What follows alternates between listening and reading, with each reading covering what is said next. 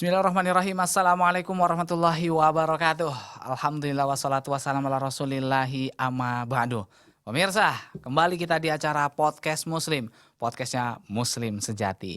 Dan di kesempatan kali ini seperti biasa, kita akan bacakan pertanyaan-pertanyaan dari seluruh pemirsa. Dan nanti akan langsung dijawab oleh narasumber kita yang telah hadir di kesempatan kali ini. Dan langsung kita sapa ada Ustadz Muslim Maslan MA. Assalamualaikum Ustadz. Waalaikumsalam warahmatullahi wabarakatuh. Masya Allah, sehat nih Ustadz ya? Alhamdulillah sehat Mas Ahmad. Alhamdulillah. Nah Pak Ustadz, seperti biasa Ustadz, kita akan bacakan bacaan pertanyaan nih Pak Ustadz yang sudah masuk. Dan langsung kita akan bacakan nih Pak Ustadz. Oh iya, silakan. Oke, sebentar Ustadz ya. Mana lagi pertanyaannya nih? Oke, pertanyaan di kesempatan kali ini Pak Ustadz. Pertanyaan pertama ya untuk mengawali ya perjumpaan kita. Namun Pak Ustadz, sebelum kita bacakan pertanyaan, ada sponsor yang mau lewat ya. Ya, kita ucapkan terima kasih dulu nih kepada UV-Land. Ya, UV-Land Spring Bed and Sofa yang telah menjadi sponsor kita. Semoga tetap ya lancar usahanya. Amin. Dan juga diberkahi oleh Allah Subhanahu wa taala. Dan ini kualitas spring bed nomor 1 nih untuk di Sumatera Utara versi saya saat. Iya, iya. Alhamdulillah. Insyaallah. Karena saya udah pakai produknya nih kalau nggak salah. Yayasan ngambil di sini Ustaz ya. Iya. Ya, pas lah itu. Mantap, Nyaman Ustaz. ya? Nyaman Ustaz. Buat tidur makin nyenyak. Masya Allah. Ya, insya Allah kalau subuh harus pasang alarm. Kalau nggak bablas ya. Oke, terima kasih buat UV-Land ya. Semoga tetap berkah. Amin ya rabbal alamin. Oke, Ustaz, langsung kita bacakan pertanyaan nomor 1 nih Pak Ustadz. Mana dia? Oh, ini dia. Ustadz, bolehkah ya kita mencukur rambut anak yang baru lahir nih Pak Ustadz? Tidak mencukur rambut. Nah, soalnya kan terkadang anak yang baru lahir itu rambutnya bagus nih Ustadz. Rapet gitu kan. Kalau kita botaki nanti tumbuhnya compang-camping gitu. Nah, ada yang bilang katanya ini harus dipotong karena ini sunnah wajib. Ya dicukur, ditimbang, ditukarkan sama beratnya itu sama emas atau perak gitu. Iya. Kalau nggak dicukur gimana Ustaz? Boleh nggak? Iya. Ya, terima kasih. Bismillahirrahmanirrahim. Alhamdulillah wassalatu wassalamu ala Rasulillah wa ba'd. Terkait mengenai akikah ya dan potong rambut. Nah, dikatakan di sini bahwasanya kullu mauludin murtahinah. Semua orang-orang yang dilahirkan, bayi yang dilahirkan, maka mereka dalam keadaan tergadai. Maka diperintahkan untuk bagaimana membebaskan gadaian itu adalah dengan menyembelih akikah. Atau melakukan akikah adalah menyembelih kambing. Dan kemudian dia apa? Fayusamma, diberikan nama fayhulak ra'sahu, sa'rahu. Maka kemudian dicukur rambutnya. Nah, dicukur rambut di sini dikatakan secara hukum adalah sunnah muakkadah. Adalah secara hukum adalah sunnah yang dianjurkan dengan sangat. Jadi mestinya ketika kita memiliki anak yang baru lahir adalah disunnahkan untuk dicukur rambutnya. Kata para ulama, kenapa? Apa manfaat dari mencukur rambut adalah untuk izalatu adza, adalah membuang kejelekan, kotoran dalam artian. Nah, ini bentuk optimis atau tafaul. Maka dikatakan ketika kita mencukur rambut itu adalah membuang kotoran. Kita katakan kan nggak kotor Ustaz. Dicuci. Dicuci, ya kan? Maka kata para ulama ini bentuk tafaul, adalah optimis. Nah, ada dalam Islam ada optimis tapi harus dijelaskan berdasarkan dalil. Ya kan? Ini bentuk optimis adalah dikatakan untuk membersihkan kotoran-kotoran. Sama juga misalnya nanti akikahnya. Akikah itu ketika kita cara untuk memasak dagingnya yang sunnah ya. Ini di secara hukum yang harus digarisbawahi adalah sunnah, bukan satu hal yang wajib. Yang digarisbawahi di sunnahnya adalah tidak memotong tulang. Nah, bagaimana caranya? Adalah per setiap sendi. Jadi pemutusan daging itu, daging kambingnya adalah per sendinya. Agar untuk tidak dicincang. Ketika dalam hadis Aisyah dikatakan apa? Adalah tafaulan. Kata Aisyah adalah bentuk optimis agar apa? Agar tulangnya nanti menjadi kuat. Karena ini dilakukan oleh Aisyah kepada Rasulullah, menjelaskan kepada Aisyah. Kan gak ada hubungan sebab akibat Iya. antara tulang kambing yang dicincang dengan tulang bayi. Tapi ini berdasarkan dalil. Jadi jangan kemudian kita semua melakukan, adalah Rasul juga mengatakan ada hubungan yang tidak sebab akibat kemudian dilakukan, boleh. Bukan. Akan tetapi ini berdasarkan dalil, berdasarkan hadis Rasulullah SAW. Begitu juga dengan rambut. Ya. Mestinya biarpun cantik dan sebagainya disunnahkan. Kalaupun tidak bagaimana? Secara hukum tidak berdosa. Secara hukum gak berdosa. Tapi alangkah baiknya dikatakan untuk membuang kotoran dan menjalankan sunnah Rasulullah SAW itu dianjurkan untuk dilakukan. Dan Ya. setiap anjuran, kita harus yakin setiap anjuran dari Allah dan dari Rasulullah ada hikmahnya. Dan hikmah itu dikatakan semua hikmah apa yang diberikan oleh Allah terhadap kita semuanya jamil, semuanya indah. Jadi jangan khawatir setiap kita melakukan apa yang disunnahkan berefek buruk sama kita, tidak. Tapi Allah dan Rasulnya lebih memahami ketimbang kita. Oh, cantik sekarang mungkin belum tentu nanti cantik. Bisa jadi setelah dicukur lebih indah, lebih cantik rambutnya. Wallahu ta'ala. Oke, Ustaz, Masya Allah. Terima kasih, Ustaz, atas jawabannya ya. Jadi jangan ragu-ragu lagi untuk mencukur karena ini sunnah Nabi. Iya. Oke, pertanyaan berikutnya nih, Ustaz, kita akan coba bacakan lagi. Ustadz, saya seorang akhwat nih. Dari akhwat nih pertanyaan, Ustadz. Iya. Saya sudah beberapa kali di khidbah ikhwan, tapi selalu saja saya ditolak nih, Ustadz. Atau dia yang ditolak atau dia yang menolak? Tapi selalu saja saya tolak. Oh, afwan, Ustadz. Masya Allah. Beliau yang menolak nih, Ustadz. Iya. Iya. Ini kembang desa nih. Kan nampaknya gitu, Ustadz ya. Karena saya belum merasakan ada ikhwan yang pas untuk saya nih, Pak Ustadz. Iya. Jadi asal ada yang khidbah, nggak cocok gitu. Dan sampai-sampai nih, saat keluarga saya itu seperti kecewa dan tidak mau mencarikan jodoh lagi buat saya nih, Pak Ustadz. Udah males ya. Males lah, mau kayak manapun dibawa kan, yang kaya salah, yang ganteng masih agak kurang salah juga, masih juga yang nggak pas-pas juga gitu, Ustadz. Ya. Mohon nasihatnya nih, Ustadz. Beliau minta nasihat nih, Ustadz. Iya. Akhwan yang dirahmati Allah Subhanahu wa taala. Masalah jodoh yang kita yakini adalah datangnya dari Allah Subhanahu wa taala. Maka ada seorang sahabat ketika ingin menikah, kemudian kata Rasulullah, apakah kamu sudah melihatnya? Katanya belum ya Rasulullah. Maka kata Rasulullah, maka lihatlah. Kenapa? Karena kata Rasulullah dalam hadisnya, idza ra'atka sarratka. Kalau kamu melihat menarik hatimu, ada keterpautan hati, ada serak, ada yang bergetar, ya, di dalam hati kita bergetar melihatnya. Dalam artian kita serak melihatnya. Kalau nggak serak, bolehkah kita menolak? Boleh. Jadi kalau ukhti yang dirahmati Allah Subhanahu wa taala sudah beberapa kali didatangi, sudah pada proses mau dilamar ya, berapa kali ditolak. Bolehkah menolak? Itu boleh. Boleh-boleh saja menolak. Orang yang datang kemudian kita nggak serak, dia memang proses awalnya adalah nazar dulu, dilihat dulu, kalau cocok baru tingkatkan menjadi khidbah. Tapi kalau itu juga nggak cocok, bolehkah kita tolak? Boleh. Tapi harus ada yang diingat. Pertama, ukhti fillah, bahwasanya tidak ada manusia yang sempurna. Kita mau dia putih, ganteng, kaya, keturunan baik-baik, semuanya serba ada. Gak ada, itu di surga. Jadi jangan cari di dunia, tapi cari di surga. Ya. Maka kita harus melihat sisi positif. Karena dikatakan tidak ada orang yang tidak memiliki aib di dunia ini. Orang yang ganteng mungkin malas. Orang yang agamanya baik belum tentu dia rajin di rumah. Iya. Membantu keluarganya. Ada orang yang rajin di keluarganya, sholat tahajudnya malas. Jadi tidak ada orang yang sempurna 100%. Jadi kalau kita mencari satu kesempurnaan, kita tidak akan mendapatkan suami.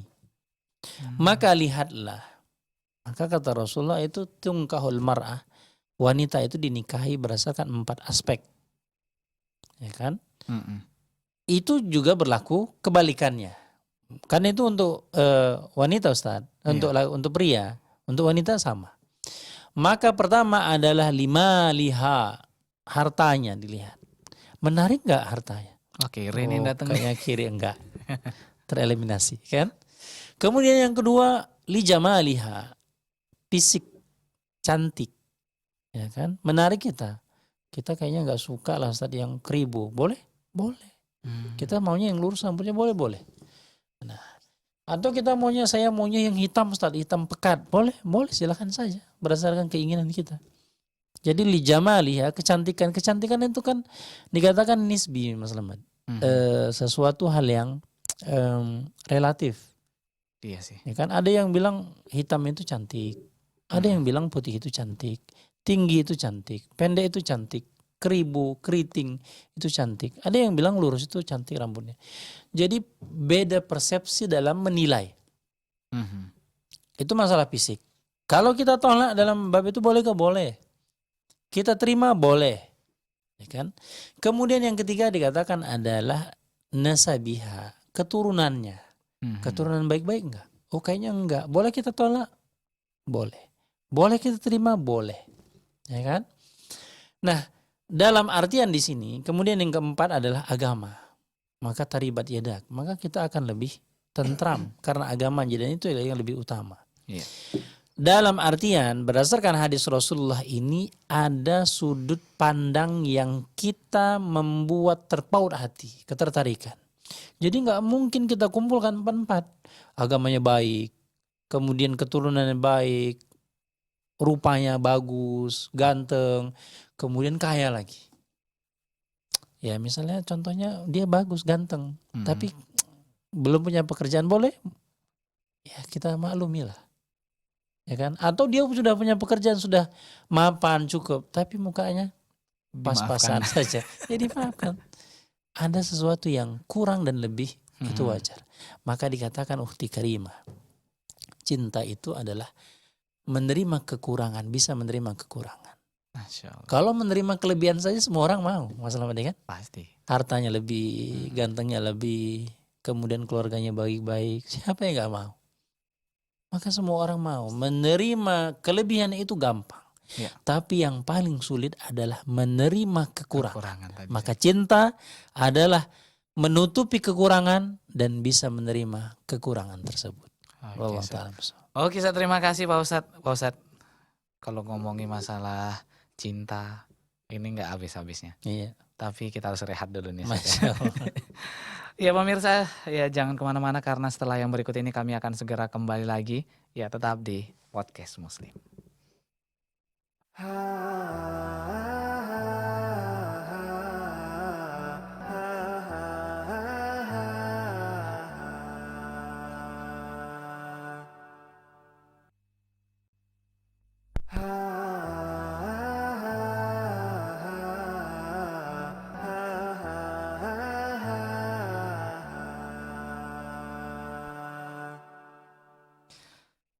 Iya pemirsa, kita kembali lagi di Podcast Muslim, podcastnya Muslim Sejati ya. Masya Allah, grogi saya jadinya.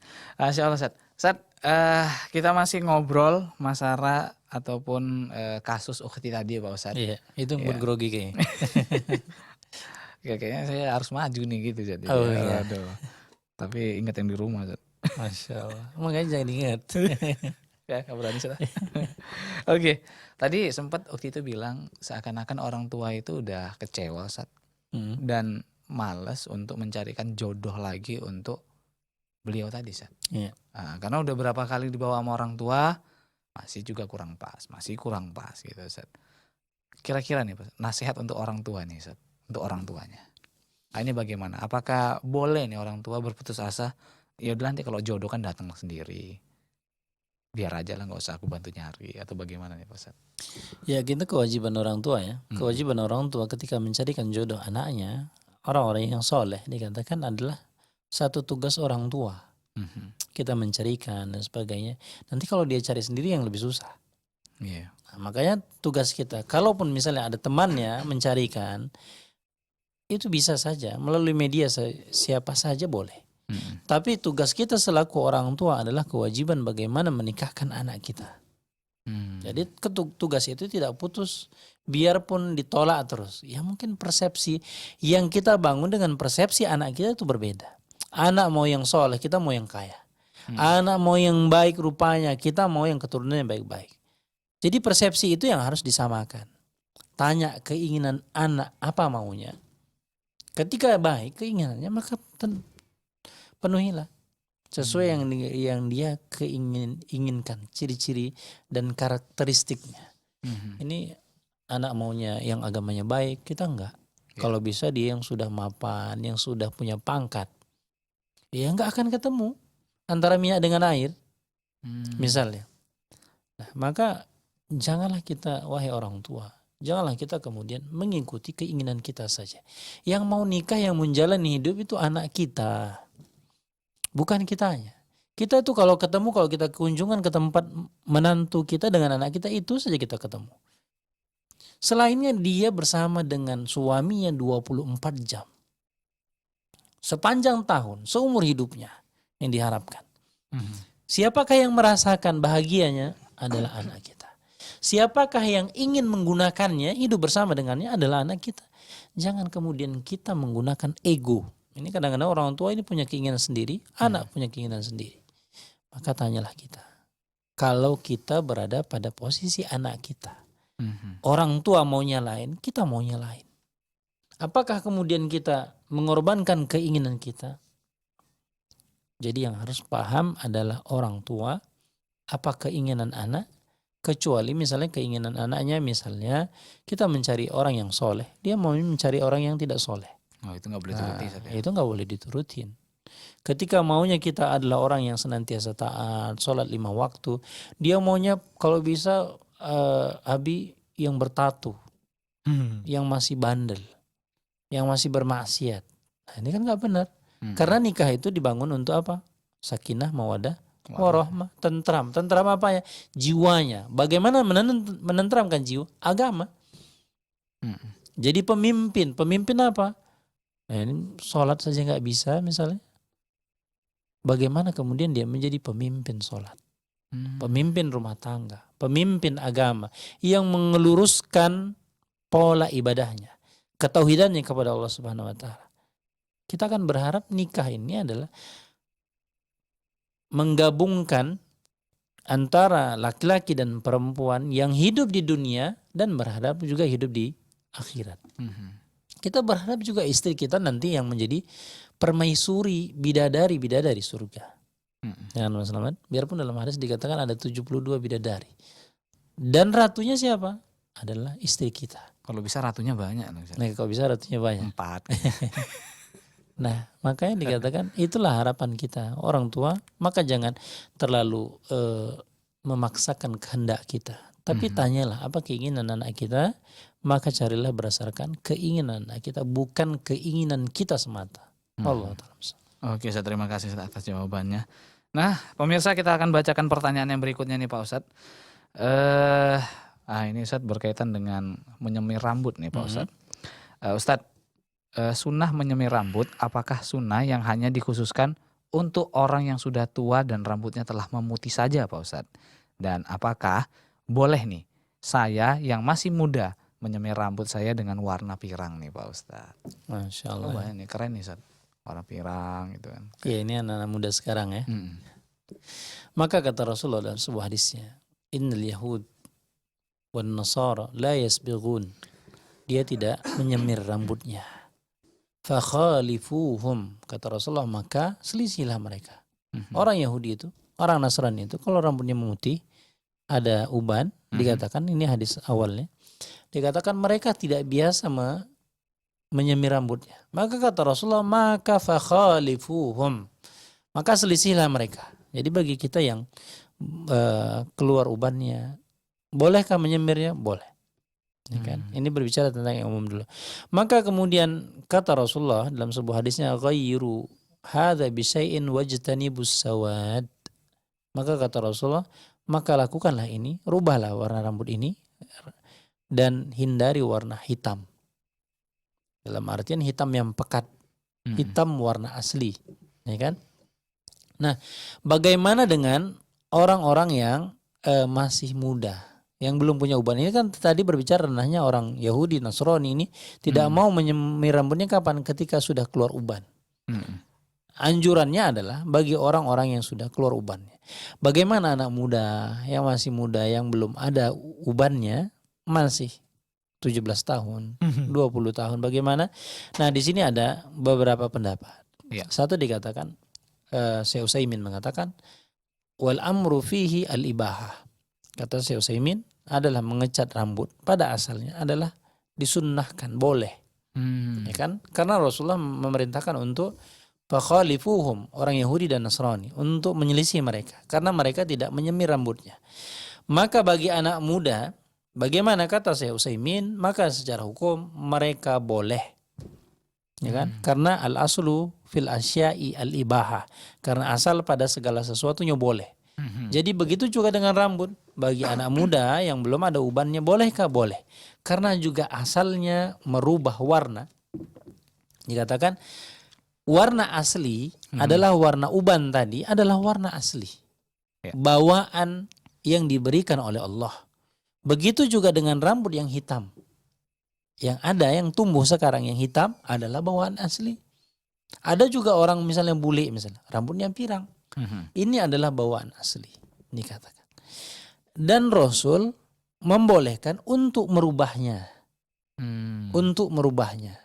Dalam artian warna asli yang diberikan oleh Allah boleh kita rubah. Itu kata Syekh Utsaimin, ya kan? Maka secara hukum bolehkah bagi anak muda untuk merubah rambutnya menjadi warna pirang, merah, biru, hijau, kuning, kayak balonku ada 5 ya. Maka secara hukum boleh. Secara hukum boleh. Kemudian dikatakan Syekh Fauzan mengatakan tidak boleh. Oh, beda pendapat yang di sana. Nah, beda pendapat. Maka dikatakan, kata Syekh Fauzan, maka tidak seyogianya bagi orang-orang yang memiliki rambut yang hitam. Karena apa? Karena dikatakan mawatinul jamal, adalah tempat kecantikan. Rambutnya masih indah. Ketika ada uban sudah mulai tidak indah. Ilahnya atau yang dibangun, kenapa larangan itu? Karena putih itu adalah adanya perubahan dari sesuatu yang indah hitam berubah menjadi putih. Maka bagaimana agar bisa supaya satu warna lagi? Maka dicat. Nah, kata si Fauzan, maka dikatakan secara hukum tidak boleh. Maka bagaimanakah kemudian kita menggabungkan dua pendapat ini? Pertama, dikatakan harus diambil istimbat.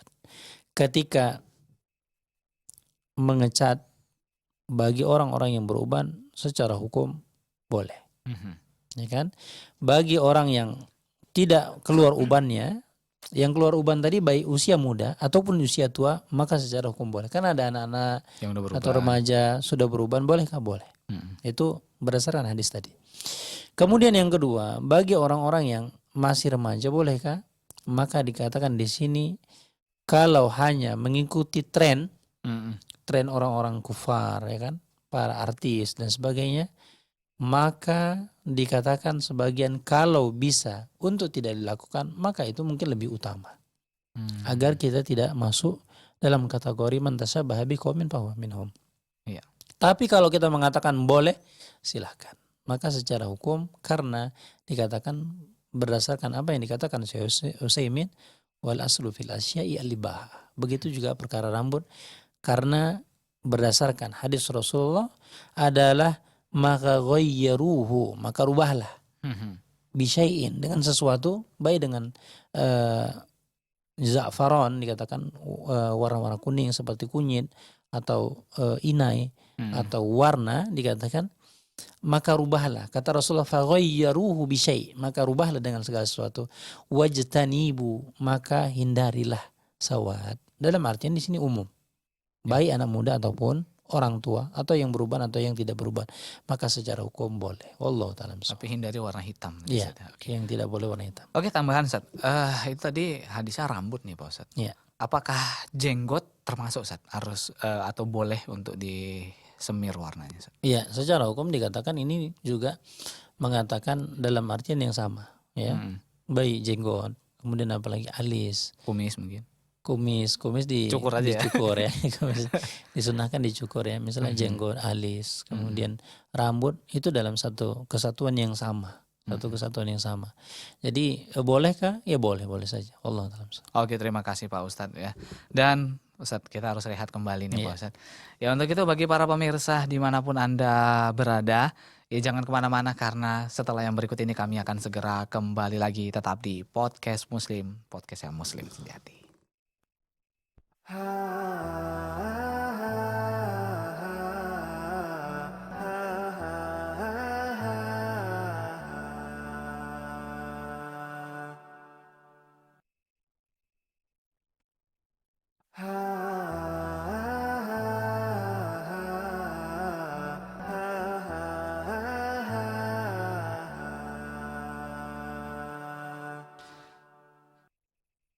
Iya pemirsa, kita kembali lagi di Podcast Muslim, podcast yang Muslim sejati. Masih ya, kita menjawab pertanyaan-pertanyaan dari seluruh pemirsa dan juga pendengar. Dan sebelum kita lanjutkan kembali nih, kita ucapkan terima kasih juga kepada Sadar Group yang telah menjadi sponsor kita ya untuk di program kali ini. Dan bagi Anda yang nanti ingin melaksanakan perjalanan umroh ya ataupun ya perjalanan safar ke Masjidil Haram ya, Masya Allah. Gimana Sat untuk perjalanan ke Masjidil Haram bersama Sadar Group? Insya Allah Sat ya. Insya Allah selamat. Kerinduan kita ya untuk berangkat ke sana, biarpun bagi orang yang sudah pernah atau bagi orang yang belum pernah Mas Selamat. Apalagi yang belum pernah nih, Sat. Allah, ketika lihat kita di layar kaca, di mana saja kita lihat Ka'bah Allah, ada kerinduan itu. Pasti Sat ya. Masya Jadi ya mudah-mudahan kita dimudahkan ya. Amin, amin. Untuk ke sana. Oke, ya jangan ya kalau punya uang jangan hanya cuma liburan aja ke ke luar negeri, tak kemana gitu. Tapi ini yang paling penting nih Sat ya, untuk kita melaksanakan. Ya, kadang-kadang kita rekreasi kemana bisa mampu. Ya ngumpulkan harta dan sebagainya. Tapi gitu giliran untuk ibadah kayaknya nggak mampu.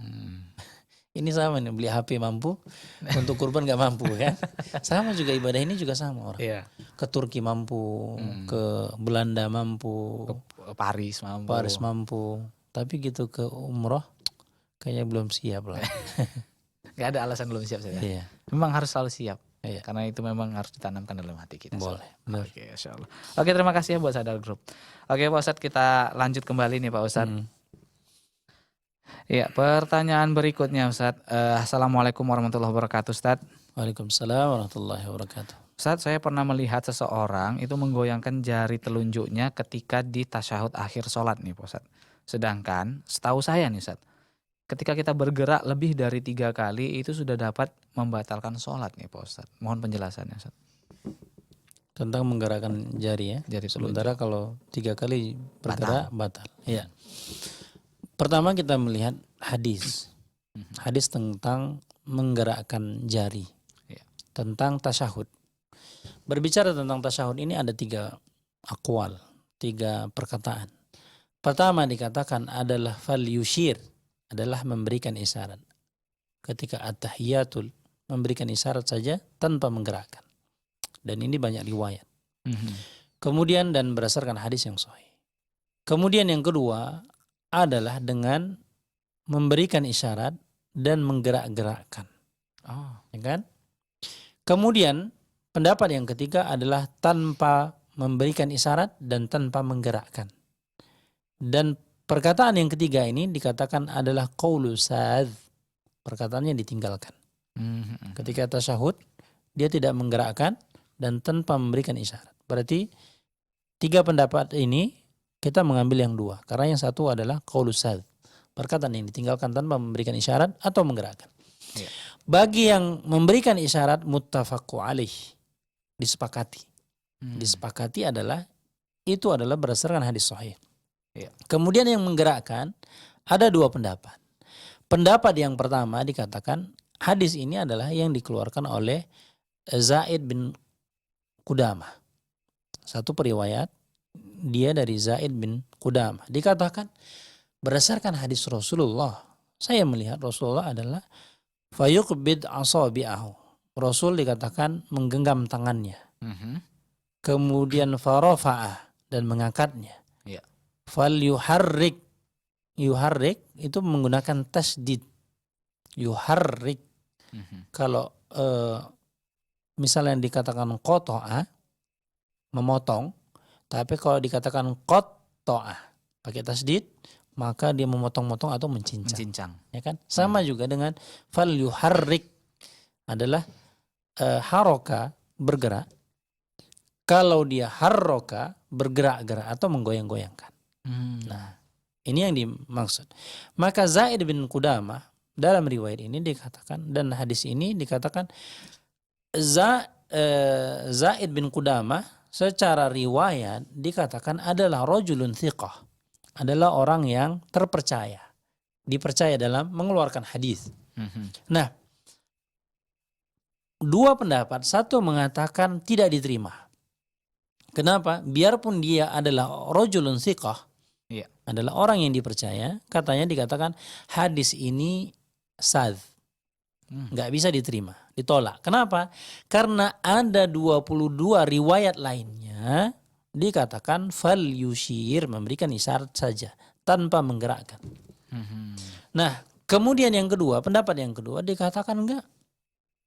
Hadis itu ketika adalah rajulun thiqah, orang yang benar, dan ini berdasarkan hadis Rasulullah, maka dia diterima. Tidak bisa dikatakan hadis ini masuk kepada sadz karena dia ada 22 riwayat yang lainnya mengatakan dengan isyarat. Iya. Ya kan? Dan ini satu hadis dari Zaid bin Qudamah dikatakan dia menggerak-gerakkan.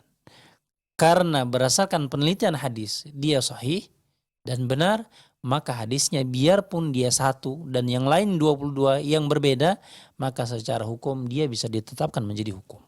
Oh, jadi tetap boleh, Ustaz ya? Tetap boleh, ya kan? Biarpun ada yang mengatakan sajz tidak diterima karena 22 riwayat lain mengatakan cuman diberikan isyarat. Yang satu dikatakan diberi digerak-gerakkan. Dan ketika dia berdoa, dalam arti kata Rasulullah. Nah, di sini maka kata Syalbani, biarpun satu, ya kan, biarpun satu orang dalam penggunaan hadis, maka dia diterima. Karena secara sanad, silsilahnya, dalam pengambilan ilmu hadis, maka dikatakan dia adalah rajulun thiqah.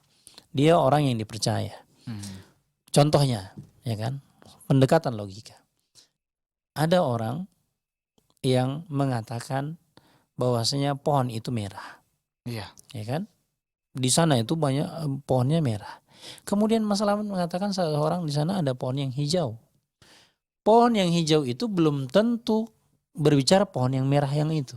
Mungkin ada pohon lain di antara semua pohon itu ada satu pohon yang warna hijau. Iya. Jadi apakah kemudian ketika kita katakan Mas Slamet berbicara ada pohon hijau di sana, kemudian kita katakan perkataan Mas Slamet nggak benar? Bisa jadi dikatakan ada satu pohon yang berwarna hijau. Maka dikatakan ketika dihukumi Mas Slametnya sikoh, orang yang dipercaya benar dalam menyampaikan hadis dan tidak ada cacat secara ilmu hadis, maka hadisnya dipakai. Hadisnya benar. Jadi dikatakan menggerakkan apakah bagian dari sholat? Bagian dari sholat. Artinya tidak membatalkan Artinya tidak membatalkan.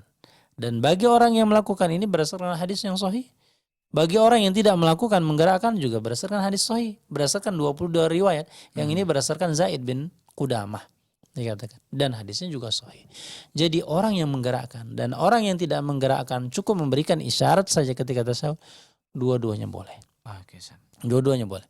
Nah, bagaimanakah kemudian menggerakkan tiga membatalkan? Pertama, dikatakan dianjurkan. Dalam ilmu fikih dikatakan dianjurkan. Bagi orang-orang yang sholat, maka jangan menggerak-gerakkan anggota tubuhnya sesuatu yang tidak dibutuhkan. Nah, ini pun dikatakan menggerakkan ini ketika dalam konotasi banyak bergerak, menurut bahasa Arab banyak itu berapa? Tiga. Biarpun kalau bahasa Inggris dikatakan dua. Kan? Nah, maka kemudian disimpulkan kalau banyak itu berarti tiga.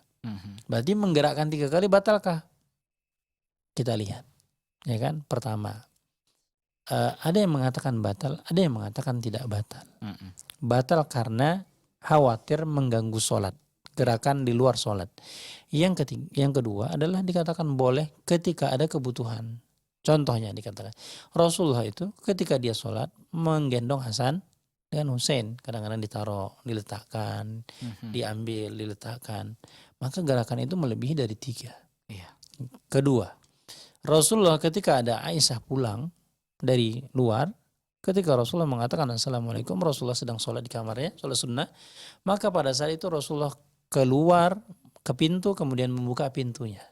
Berjalan dari kamarnya ke pintunya, membuka kemudian melanjutkan sholatnya. Tanpa membatalkan sholat. Tanpa membatalkan sholat. Mhm. Jadi dalam artian, kesimpulannya adalah bergerak melebihi dari 3 kali apakah boleh? Boleh ketika itu ada kebutuhan. Bukan nanti ketika kita sholat Allahu Akbar, kita lihat, kita ambil, kita mainkan.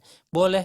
Itu nggak boleh. Masuk SMS. Karena tidak ada kebutuhan baca. Boleh? Nggak boleh. Dan itu di luar gerakan, di luar dari sholat Mhm. yang tidak dibutuhkan. Tapi ketika ada ular, kita bunuh atau sesuatu yang mengganggu, kita campakkan, boleh? Boleh. Mhm. Kita geser misalnya, boleh kan? Boleh. Iya. Allah ta'ala. Oke, terima kasih Pak Ustadz. Kita masih lanjut berkaitan dengan mengasihkan isyarat tadi. Ustadz. Iya. Ada beberapa pendapat. Saya pernah dengar dari awal. Hmm. Dari mulai attahiyatulillahi dan seterusnya sampai salam. Ada yang dimulai dari selawat, Allahumma sholli, baru diangkat tangannya. Isyaratnya. Ada yang mengatakan asyhadu an la ilaha illallah ya. Aha, ada yang sampai situ. Nah, ini yang betul yang mana Pak Ustadz? Yang benarnya dikatakan fal yusyir ini memberikan isyarat adalah semenjak dari tasyahud. Tasyahud itu yang mana? Nah, karena kadang-kadang ada orang mengatakan tasyahud itu berarti kan asyhadu. Iya. Ya kan kalimatnya, bukan. Tasyahud itu adalah ketika duduk. Dari awal duduk itu ketika membaca at-tahiyatu lillah itu adalah doa tasyahud. Maka tidak ada rincian dari hadis Rasulullah SAW. Kapankah kita harus memberikan isyaratnya? Maka dikatakan ketika tidak ada maka berlakulah hukum umum. Jadi ketika kita at-tahiyatu lillah sudah memberikan isyarat bagi yang memberikan isyarat. Bagi yang ingin menggerakkan. Jadi bukan ketika asyhadu an la ilaha illallah atau Allahumma sholli ala Muhammad. Jadi secara hukum dikatakan menggerakkan, memberikan isyarat atau menggerak-gerakkan jarinya adalah ketika dari at-tahiyatu lillah. Allah ta'ala. Oke, terima kasih Pak Ustadz. Ya. Masya Allah. Waktu kita tinggal sedikit lagi Pak Ustadz. Ya. Mungkin satu pertanyaan lagi kita akan coba bacakan Pak Ustadz. Iya. Nah, ini masalah apa nih Ustadz? Percintaan lagi nih Ustadz.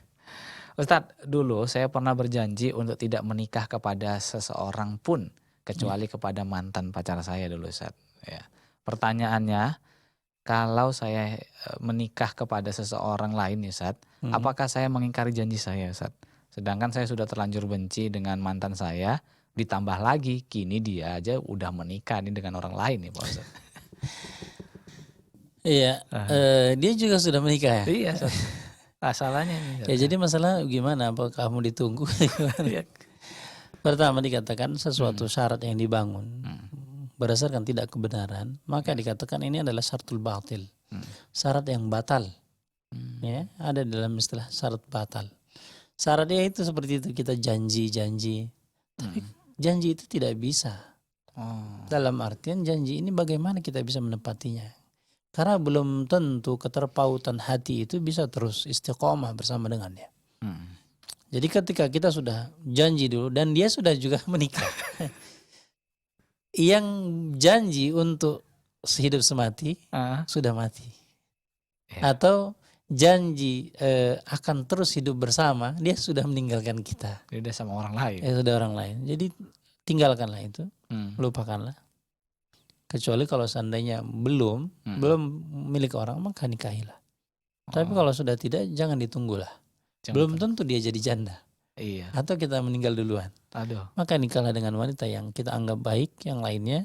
Dan janji itu juga, apakah kemudian kita dosa karena kita sudah berjanji dan sebagainya, maka tidak. Ini dalam artian masuk dalam kategori syaratul batil, syarat yang batal, yang tidak benar, yang tidak sah. Maka syarat itu tidak benar, maka nikahlah. Jangan ditunggu-tunggu lagi, jangan terlalu diperpanjang usia jomblonya, Ya. maka nikah akan mendapatkan keutamaan dan kebaikan. Karena apa? Karena menikah itu adalah nisfuddin. Nikah itu adalah separuh agama, Mas Slamet. Jadi kalau kita sholat tahajudnya khusyuk, puasa Senin Kamisnya setiap waktu, kemudian kita sedekahnya, itu masih separuh. Nah, maka para sahabat itu, para sahabat radhiyallahu anhum, Allah meridhoi mereka, dikatakan salah satunya dikatakan Ibnu Mas'ud dikatakan, kalau seandainya aku tahu besok mati, besok ini, besok mati. Kalau aku belum menikah maka aku akan menikah hari ini. Waduh. Karena apa? Karena kesempurnaan agama. Ini kadang-kadang kan kita enggak lah. Kenapa enggak? Udah mau mati, udah sakit. Kasihan orang jadi janda. Kasihan. Bukan itu yang kita lihat, tapi adalah kesempurnaan agama. Apalagi yang kemudian jomblo saja, jomblo setia kan, mau jadi jomblo terus, merasa bebas. Dia tidak mengetahui fadilah bahwasanya orang yang menikah itu mendapatkan separuh. Jadi bagaimana kita berjuang untuk beribadah kepada Allah, kita masih dapatkan separuh. Kan kasihan. Iya ya. Maka bagi kita yang jomblo, cepat-cepatlah menikah. Kenapa? Karena kita ingin menyempurnakan agamanya yang separuh lagi. Oke, Ustaz. Nah, yang didapat juga tiketnya melalui nikah. Masya Allah. Allah ta'ala. Oke, terima kasih Pak Ustadz, dan tampaknya waktu kita sudah habis. Kami ucapkan terima kasih atas ilmunya Ustadz. Semoga yang antum sampaikan tadi menambah ilmu bagi kami dan berbuah pahala untuk kita semua. Amin. Amin. Nah, pemirsa, sahabat keluarga muslim dan sahabat Risal dimanapun Anda berada, sampai di sini dulu perjumpaan kita, dan kami ucapkan terima kasih kepada Yufiland dan juga Sadar Group yang telah menjadi sponsor kami ya untuk di kesempatan kali ini. Dan langsung kita tutup perjumpaan kita dengan doa kafaratul majelis. Subhanaka Allahumma bihamdika asyhadu an la ilaha illa anta astaghfiruka wa atubu ilaik. Wassalamualaikum warahmatullahi wabarakatuh.